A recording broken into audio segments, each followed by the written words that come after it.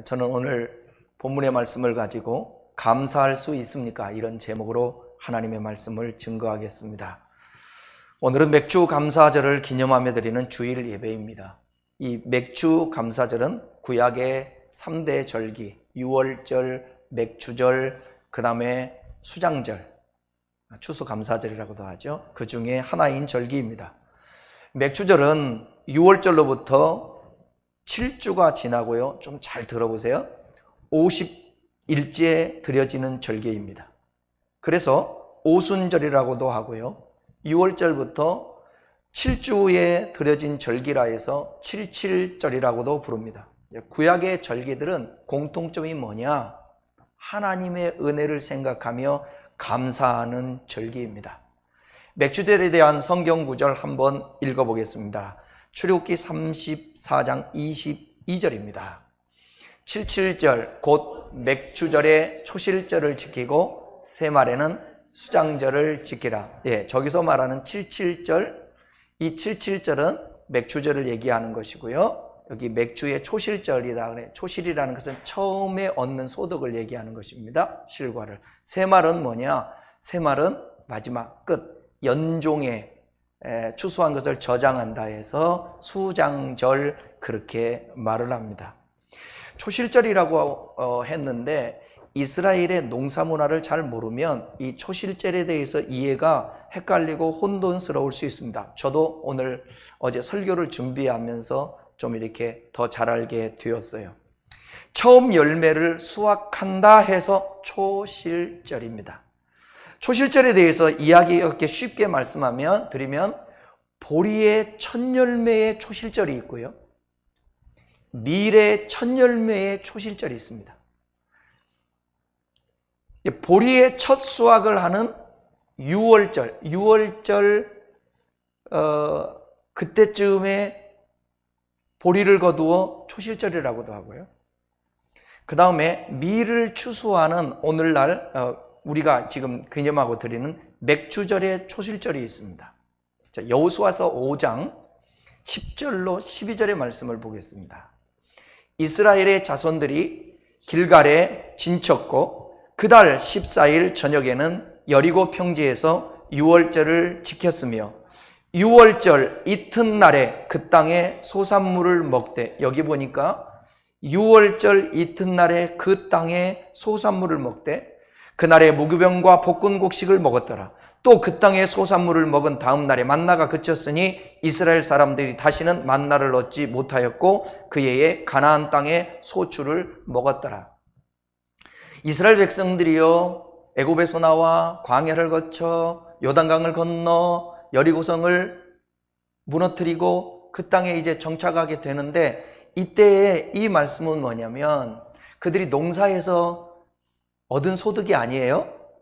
이 소득은 이미 가나안 땅에 씨를 뿌려놨던 다른 족속들이 그들이 파종한 것을 거두어서 드렸던 거예요.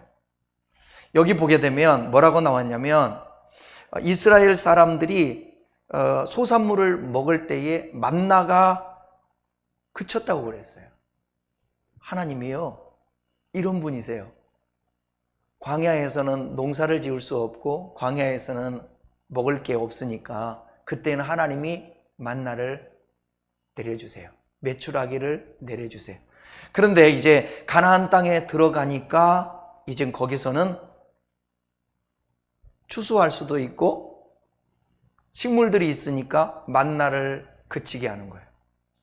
메추라기를 그치게 하는 거예요. 그리고 너희가 이제는 힘써서 먹으라. 여러분, 하늘에서 초자연적인 역사만 일어나야 그것이 꼭 기적이 아니고 하나님께서 우리들에게 일상생활 속에서 내가 일한 것에 소득을 얻어서 그것을 먹을 수 있음이 감사한 거예요. 무의도식이 축복이 아닙니다. 일하지도 않았는데 내가 이렇게 잘 먹고 잘 살아, 그게 축복이 아니라 성경의 원리는 뭐냐면 내가 일한 대로 먹는 것입니다.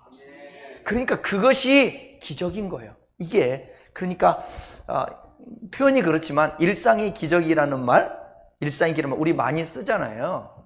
여러분들의 생각 자체를 좀 너무 이 말은 기적을 너무 기대하고 너무 초자연적인 것을 기대하기보다 일상생활 속에 하나님이 간섭하셔서 내가 일할 수 있고 먹을 수 있고 이런 것이 이게 축복이라는 것이에요. 기적과 버금간다라는 것입니다. 그러니까 초실절은 두 번이 있어요. 두 번. 오늘 우리가 지키는 초실절은 밀을 거두고 감사하는 절기입니다. 그러니까 이스라엘 백성들이 가나안 땅에서 처음 얻어서 드렸던 것, 6월절 이후 이튿날 드렸던 것은 그때는 밀이 아니라 보리입니다. 그렇다면 여러분 질문이 생기잖아요. 밀인데 보리맥자를 써서 맥주절로 성경은 말하고 있는 거잖아요. 성경 번역한 사람들이 우리나라 상황에 맞게 아마 번역한 걸로 생각되어집니다. 우리나라는 밀보다는 주로 보리를 추수했잖아요. 밀이 많지 않았어요. 보리가 첫 수수입니다. 그래서 보릿고개라는 말도 우리가 있잖아요. 그럼 또 질문을 할 것입니다. 이스라엘의 첫 수확은 뭐가 되는 거예요? 보리가 되는 거예요? 아니면 밀이 되는 거예요? 보리가 되는 거죠. 왜냐하면 6월절이 77절, 이 맥주절이 한 것보다 앞서니까, 50일이 앞서니까, 그러니까 보리를 가장 먼저 추수하는 거예요. 그러면 처음 거두는 열매가 감사해서 드리는 절기가 6월절 시기에 거두는 보리 수확을 기념해야 하는데 50일 정도가 지난 다음에 첫 열매를 드리는 절기를 드리는 이유가 뭘까? 그것은 이스라엘 나라의 주식이 보리가 아니라 밀이기 때문에 그렇습니다. 이 점 이해하셨죠? 그러니까 여러분 생각해 보세요. 이스라엘 백성들이 맥주절을 지킬 때에 이스라엘 백성들은 얼마나 기쁘고 감사했을까요? 여기서 번역상에 맥주절이라고 했는데, 그러니까 밀을 추수한 게 성경 원래의 이스라엘 농경 그런 어떤 그 풍습을 보면 그게 맞아요. 근데 주식인 밀을 거두어서 자기가 이제 음식을 만들어 먹을 수 있는 거예요. 하나님 앞에 너무너무 감사한 거죠. 그래서 주님 앞에 오늘 이 맥주절을 지키는데 주님이 너희들 이 인도하심의 은혜를 잊지 말아라. 감사하지 않느냐? 기념해라. 그런 거예요. 애굽에서 종살이 했을 때 땅 한 평 없었습니다. 먹을 것도 자신들이 선택해서 먹을 확률이 적죠. 왜냐하면 노예로 있었으니까 주는 대로 먹었겠죠. 애굽에서 나온 후 광야에서 질릴 정도로 만나와 메추라기를 먹었습니다. 그런데 약속의 땅 가나안 땅에 들어와서는 이제는 자기 땅이 생겨요. 자기들이 농사에서 수확한 것이 있어요. 이 모든 것이 하나님의 도우심이었습니다. 하나님께서는 모든 것이 하나님의 인도와 축복이라는 것을 잊지 말고 감사해라. 그런 의미에서 맥주 감사절을 지키라고 했습니다. 맥주절은요, 얻게 하신 하나님께 감사하는 거예요. 옛날부터 이스라엘 사람들은 하나님께서 농사할 수 있도록 도와주셔서 소득을 얻을 수 있다고 생각했습니다. 그래서 곡식을 수확한 다음에 농사를 지을 수 있도록 하나님께서 흡족한 비를 주시고 좋은 날씨를 주시고 풍성한 소출을 주신 하나님께 감사하는 마음으로 맥주절을 지켰다라는 것입니다.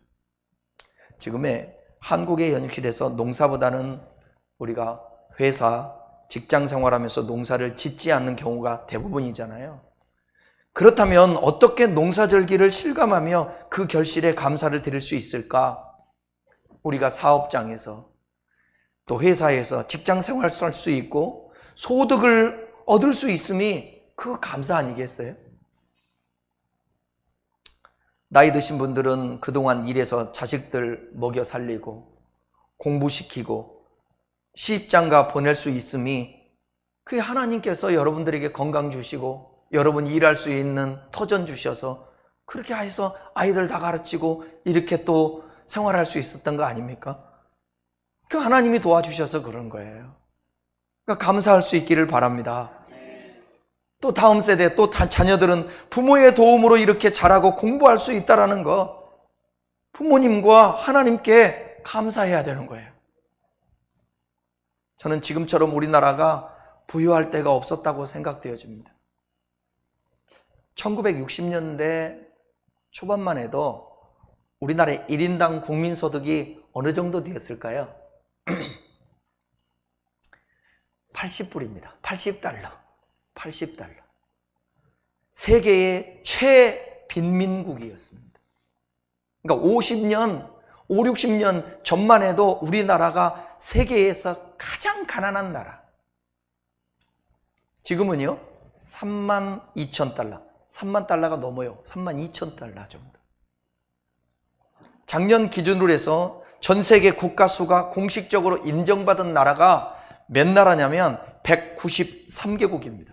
공식적인 나라가 아닌 것은 230개국이 넘어요. 그중에 올해 기준으로 우리나라가 세계에서 1인당 국민 소득이 300불이 넘어가면서 몇이냐면 26위예요. 최빈민국에서. 그리고 또 세계 10대 경제 대국이 되었어요, 우리나라가. 경제적으로는 10대 대국이라고요. 우리나라는 1970년대 본격적인 산업화 육성이 이루어지기 전까지만 하더라도 농업이 중심이 된 나라였습니다. 한국의 농경 문화에서 빼놓을 수 없는 것이 바로 보릿고개라는 춘궁기입니다. 가을거지를 통해서 쌀 농사를 마무리 짓고 그렇게 한 다음에 이제 빈 땅에다 보리를 심는 것이 그게 일반적인 일이었어요. 겨우내 조금씩 자란 보리가 아직 다 익지 않았지만 가을에 확보한 식량이 모두 떨어져 이제는 먹을 수 없게 되면서 겪게 되었던 식량 부족 사태. 따뜻한 봄이 되었는데 꽃들이 만발하고 있는데 배고픈 시기예요. 쌀 농사가 흉년이던 시기에는 식량 부족 사태가 더욱 빨리 왔었습니다. 왜냐하면 쌀을 겨우 내내 저장해 놨었는데 가을에 거지해서, 근데 가을 거지할 때 만약에 풍년이 아니고 흉년이었으면 보릿고개가 더 심하게 경험하게 되는 것입니다. 심할 경우 재앙 수준의 기근으로 수많은 사람들이 굶어 죽기도 했다는 거예요. 지금도 북한에서 고위급 간부들이 경질당하고 그랬잖아요. 요즘 그런 일들이 벌어지는데 이게 뭐 코로나 방역을 잘못해서 그렇다라는 말도 있는데 전문가들 하는 얘기는 뭐냐면 식량 배급 부족 현상 때문에 그렇다는 거예요. 여러분 학교 다닐 때 도시락 싸가지고 다니신 분들 계시나요? 초등학교 때 저는 그래도 부모님들이 열심히 신경 쓰고 그래서 쌀이 떨어지지 않고 보리밥에다가 밥할 때에 보리밥에다 쌀을 얹잖아요.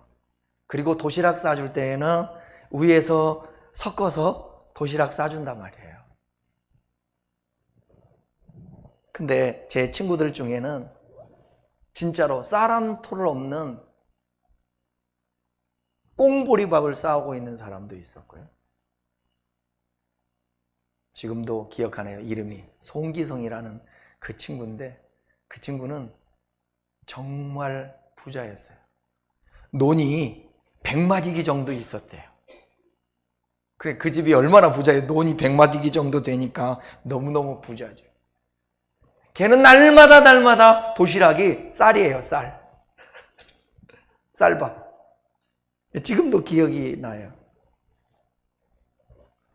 그랬던 시절이 우리 있었잖아요.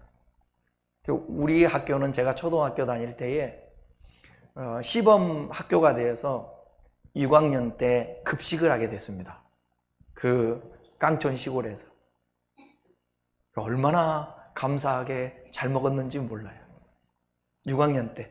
좀 4학년, 3학년 때 했으면 몇 년이라도 먹었을 텐데 너무너무 반찬도 좋았었어요. 지금은 여러분 건강을 위해서 보리밥 먹어야 하는 시대가 됐습니다. 쌀밥 안 먹죠. 시편 136편 23절을 보겠습니다. 읽겠습니다. 우리를 비천한 가운데서도 기억해 주신 이에게 감사하라. 그 인자하심이 영원하미로다. 오늘 함께 읽었던 본문 앞에 나오는 이 23절에 비천한 가운데, 이 나라의 민족이 비천했잖아요. 이 가운데는 어려서부터 부유하게 사신 분도 계셨겠지만 저 같은 경우도 보게 되면 참 비천했던 것 같아요. 살았던 사람들이 목회하면서도 마찬가지고. 근데 그 가운데서도 하나님이 기억해 주셨다는 거예요. 하나님이 기억해 주셨다. 저는 여러분 단언할 수 있습니다. 단언할 수 있습니다. 그것은 뭐냐? 주님이 주신 대로 저는 먹고 지금까지 살았는데 하나님께서 우리의 모든 삶 가운데 내가 비천에 처하면서 고통당하는 것, 그거 원치 않습니다. 저의 삶을 되돌아봐도 하나님이 그 비천한 삶에서 순간순간 건져내 주셨습니다. 그건 하나님이 우리를 향한 기억이에요. 그렇다면 여러분 중에서도 지금 조금 힘든 가운데 있는 분들이 계실 거예요. 여러모로 정신적으로, 영적으로, 또 마음적으로, 육체적으로, 생활적으로. 그런데 기억하세요. 뭘 기억하느냐? 하나님이 여러분들을 보고 계시고 기억한다는 사실. 시편 136편 25절을 한번 읽어보겠습니다. 읽겠습니다. 시작. 모든 육체에게 먹을 것을 주신 이에게 감사하라. 그 인자하심이 영원하미로다. 모든 육체에 먹을 것을 주셨대요. 이스라엘 백성들에게 있어서 먹을 것을 그때에 하나님이 주셔서 얻었다라는 것은 이건 보통 축복이 아니에요. 왜냐하면 가나안 땅은요, 그 땅 자체가 빗물을 다 막 흡수해요. 그래서 저수지가 없어요. 근데 애굽에서는 나일강이 있잖아요. 그 물을 대서 농사를 짓는 겁니다. 그러니까 하나님이 약속의 땅인데 그 약속의 땅이 말이 그래서 그렇지 여러분 절대로 환경적으로는 젖과 꿀이 흐르는 땅이 아니에요. 하나님이 반드시 도와주셔야만이 젖과 꿀이 흐를 수 있어요. 젖과 꿀 뭔 말인지 아시죠? 목초지가 풍성해야 양들이 풀을 뜯어먹고 소가 풀을 뜯어먹고 해서 거기서 젖을 얻을 수 있지 않겠어요? 꿀을 얻으려면 어떻게 해요? 꽃들이 만발해야 되잖아요. 여기에 필수적으로 필요한 게 뭐냐? 비예요. 하늘에서 비를 주시지 아니하면 이런 젖과 꿀이 넘쳐날 수가 없어요. 그런데 이스라엘의 토양은 그렇지 않다라는 거예요. 그러니까 하나님이 식물을 먹게 해주셨다라고 고백할 수밖에 없어요. 식물을 얻었을 때. 지금 우리 국민들이 뛰어나서도이기도 하지만 특별히 선교사님들이 이 대한민국의 조국 대한민국에 복음을 가져와서 학교를 세우고요, 병원을 세우고요, 많은 돈을 가지고 들어와 가난한 사람들을 도와준 결과입니다. 우리나라가 전 세계에서 교육 수준이 보통이 아니잖아요. 그러니까 선교사님이 들어와서 학교 세워서 그래요. 우리나라 의술이 전 세계에서 아주 뛰어나고 으뜸간다는 사실을 여러분 아시잖아요. 우리나라처럼 이 의료 혜택이 좋은 나라가 없어요. 제가 아시는 분들이 미국, 카나다에 있는데 수술 받으려고 우리나라에 와요. 진료 받으려고 우리나라로 와요. 병원비가 또 너무너무 특별히 치아 치료하려면 미국 같은 경우는 너무 돈이 많이 들어간다는데요. 그래서 우리나라 와서 하고 가고 그래요. 얼마나 가난했는지 몰라요. 근데 그 가난을 탈피할 수 있도록 선교사님들이 오셔서 얼마나 가난한 사람들을 도와주고 그랬는지. 지금 뭐가 같냐면 우리나라가 전 세계적으로 가장 미국 다음에 선교사님들 많이 파송했다고 그랬잖아요. 저희 교회도 지금 해외로 계속해서 선교를 하고 있는데, 이영희 선교사님이 한 달 전에 몸이 불편하셔서 이게 오셨는데, 하는 게 뭐냐? 하는 게 너무너무 도미니카 옛날 IT 지진이 일어났잖아요. 정말 이루 말할 수 없는 그 가난 속에 있는 그들에게 여기서 선교비 보내주잖아요. 그러면 그거 가지고 가난하고 어렵고 힘들고 교육받지 못하는 그 애들을 도와주고 하는 거예요. 우리나라가 60년, 70년 전만 해도 80년, 100년 전만 해도 그렇게 선교사님들이 와서 이 나라에게 복음을 주고 도움을 줬다라는 것입니다. 하나님은 우리가 얻은 것에 대해서 감사하기를 원합니다. 우리나라 잘 사는 나라예요. 부자예요. 부자 나라. 여러분들이 있죠? 다 상대적이지만 부자 나라예요. 애들까지 휴대폰 없는 애가 없고요. 네? 배고파서 지금 특별한 경우 아니면 이상한 부모, 이상한 환경 아니면 굶어 죽을 일이 없는 시대예요. 맥주절을 어떻게 지켜야 될 것인가? 성경은 말하고 있습니다. 신명기 16장 10절, 12절 먼저 읽어보겠습니다.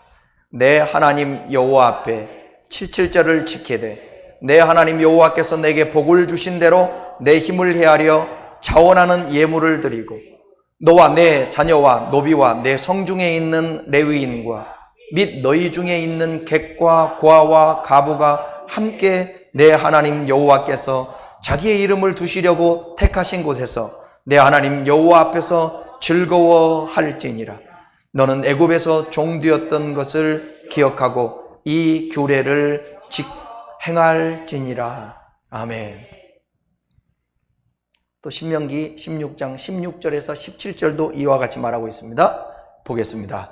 너희 가운데 모든 남자는 1년에 3번 곧 무교절 77절 초절 내 하나님 여호와께서 택하신 곳에서 여호와를 배웁되 빈손으로 여호와를 배웁지 말고 각 사람이 내 하나님 여호와께서 주신 복을 따라 그 힘대로 드릴지니라. 여기 보시면 맥주 감사절은 감사를 표현해야 한다는 것입니다. 하나님께서 복을 주신 대로 자원함으로 예물을 드리라고 말씀하고 있습니다. 또 빈손으로 여호와께 보이지 말라는 거예요. 이것은 하나님께서 풍성한 추수의 복을 주신 것에 대한 합당한 반응이라는 거예요.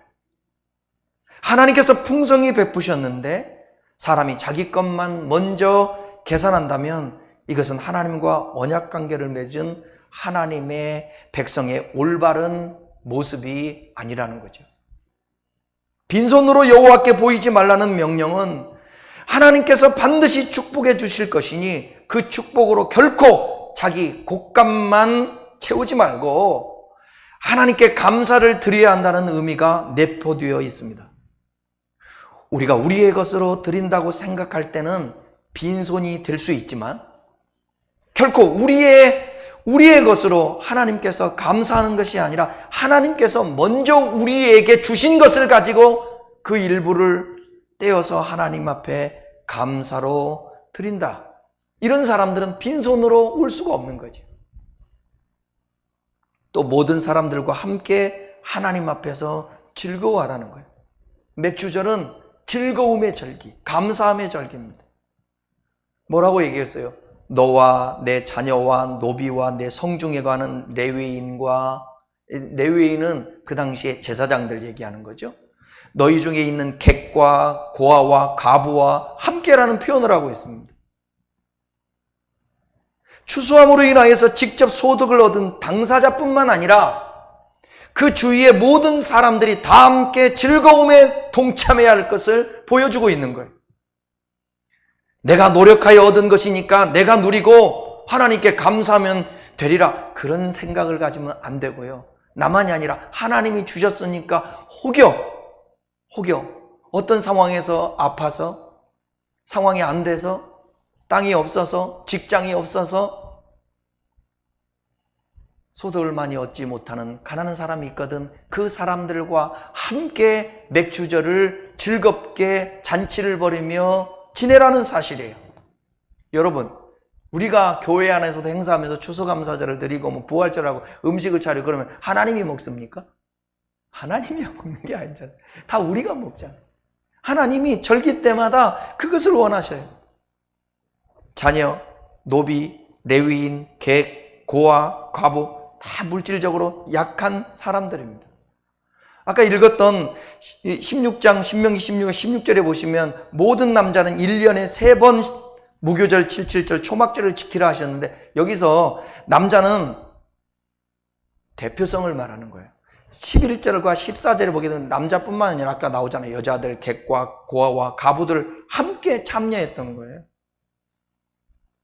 또 하나님 앞에서 즐거워하라고 했습니다. 여기 하나님 앞에서 할 때 이 앞에서라는 이 단어는 리프네라는 단어인데 문자적으로 이걸 좀 해석하면 얼굴에 그런 의미를 갖고 있습니다.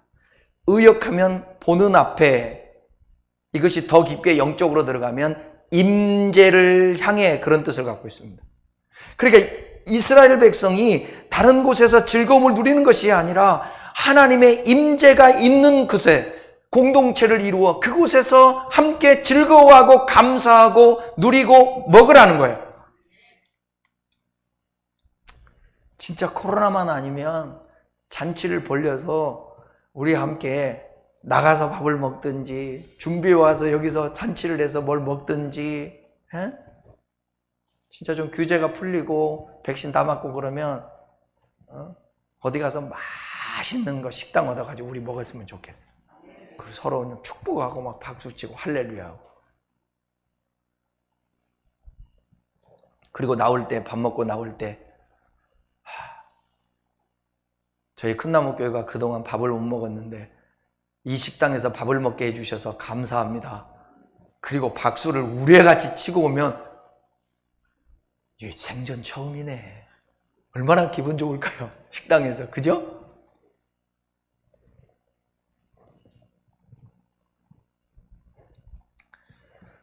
사랑하는 우리 큰나무 교회 여러분, 저는 여러분들 안에 감사하고 싶지 않은 사람이 어디 있겠어요?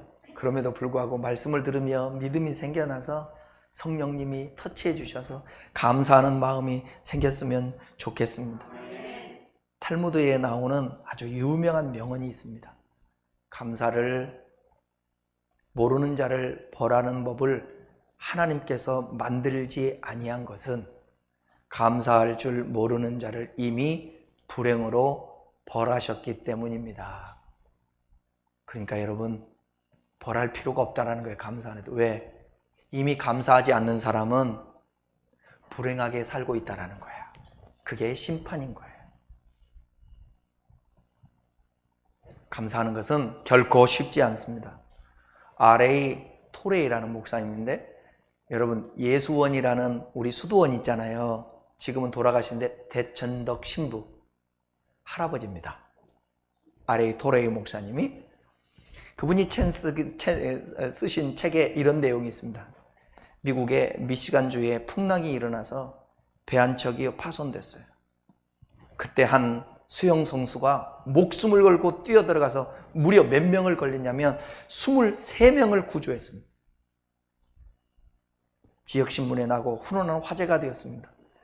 그 일이 있은 지 오랜 후에 토레이 목사님이 설교를 하시면서 아주 오래전에 있었는데 미시간 이 배가 파손됐을 때에 그 일을 갖다가 이야기하면서 청년 하나가 23명의 목숨을 건진 이야기를 했더니 예배 후에 한 노인이 찾아왔어요. 뭐라고 얘기하냐면 그 청년이 바로 접니다. 그 예배에 설교를 들었던 거예요. 사무실에 들어오라고 해서 서로 차를 나누면서 교회에 교회에서 이야기를 나누는데 당신이 그때 겪었던 일 중에 가장 인상 깊었던 것이 뭡니까? 물었어요. 그러자 이 수영 선수는 이렇게 말을 해요. 한 사람도 고맙다는 말을 한 일이 없다라는 사실입니다. 크리스마스 카드 한 장도 제가 받아본 적이 없습니다. 목숨을 구한 23명이 한결같이 감사하지 못한 것이 가장 인상 깊었다는 말을 감사하지 못하는 인간의 모습을 잘 보여주고 있습니다. 여러분, 우리도 영적으로 조금만 눈 뜨면 하나님께서 허물과 죄로 이미 죽어버렸다. 저와 여러분들을 대신해서 십자가에 못 박혀 피 흘려 죽으시고 우리의 영혼을 거듭나게 하사 살려주시고 영생을 얻게 하셨는데 그 은혜를 잊으면 안 되는 거죠. 목사이며 심리학자인 논 베이커는 감사요법이라는 책에서 이렇게 말합니다. 이 책에서 그는 감사가 환경을 변화시키지는 못하나 사람의 태도는 변화시킨다. 중요한 말이에요. 감사가 환경은 변화시키지 못하나 사람의 태도는 변화시킨다. 즉 감사가 나쁜 환경과 악한 환경을 변화시키는 못할 수도 있습니다. 사람이 감사하며 살게 되면 마음과 의식이 바뀌어져서 삶의 태도가 변하고 그래서 그 사람의 삶에서 변화가 된다는 거예요. 그의 말 그대로 손발이 없는 사람이 여러분 아무리 감사한다고 해도 정상인이 될 수 없어요. 시각 장애인이 아무리 하나님 감사합니다 감사합니다 해도 볼 수 없습니다. 그러나 손발이 없는 사람도 감사하고요. 그러면 살아요. 정상적인 사람보다 더 행복하게 손발이 없어도 살 수 있어요. 장애를 가진 사람도 감사하고 살면 정상인보다 더 기쁨이 가득한 삶을 살 수 있어요. 돈 베이커 박사가 내린 결론 그대로 연약하고 초라한 인생을 강하고 영광스러운 인생으로 치료해주는 완벽한 치료법은 뭐냐? 감사요법이라는 거예요. 여러분, 우리가 열심히 몸부림쳐도 환경이 안 바뀔 수 있어도요, 여러분의 태도가 바뀔 수 있습니다. 감사할 때. 뇌졸중을 극복한 한 환자가 이런 말을 했어요. 뇌졸중으로 힘들 때 꼭 하고 싶은 것이 있다면 그게 뭐였느냐? 가족과 함께 웃으면서 식당에서 밥 한 끼 먹고 싶었다 그거예요. 뇌졸중에 쓰러지고 제일 하고 싶은 게 거창한 이유가 아니라 이 작은 소망을 실현하고 싶다는 의지로 재활에 그는 매진했다는 거예요. 우리가 일상생활에서 평범하게 할 수 있는 것들이 누구에게인가는 최고의 소망이 될 수 있다는 거예요. 그러니까 평범한 일상을 감사할 수 있기를 바랍니다. 입을 벌려 눈을 뜨면 감사하며 시작하십시오. 상대방을 축복하며 시작하십시오. 예?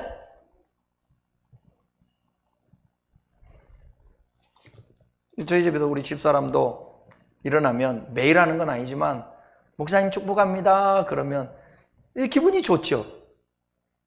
옆 사람이 축복하면 좋은 거예요. 일어나면서 하나님 감사합니다. 얼굴 보이는 가족들을 보면서 축복한다. 축복이 나오지 않아. 주여 받고 싶어.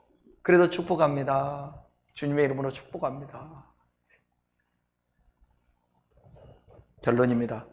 맥주절에 첫 수확을 드린다는 것은, 감사한다는 것은 하나님을 기억하고 하나님을 가장 우선시 한다라는 믿음의 태도입니다. 하나님의 주권을 인정하는 믿음의 표시이기도 합니다. 하나님은 만물을 지배하시고 역사를 주관하십니다. 한 개인의 흥망이, 국가의 흥망이, 인류 전체의 흥망이 하나님 손에 있습니다. 지금 여러분 온난화 때문에 기후적인 이 어려움이 되게 많죠. 일본 같은 경우도 비가 너무 많이 나와 산사태로 많은 사람들이 이번에 희생을 당했더라고요. 미국 같은 나라에서도 지금 날씨가 있잖아요. 46도까지 8도까지도 올라가요. 빙하가 녹아내리고 있어요. 해수면이 낮아지고 있습니다. 우리나라도 서해안 쪽에 이쪽에 시뮬레이션을 봤는데 우리 다음 세대들이 살아갈 세상은 부분적으로 잠길 수도 있다는 거예요. 인류의 흥망, 개인의 흥망, 국가의 흥망, 하나님 손에 있습니다. 나의 생명도 물질도 시간도 하나님의 장중에 있다는 사실을 인정하셔야 합니다. 저는 뼛속 깊이 믿습니다. 건강을 아무리 유지하고 애쓰고 노력해도 우리의 생명을 우리가 어떻게 할 수가 없습니다.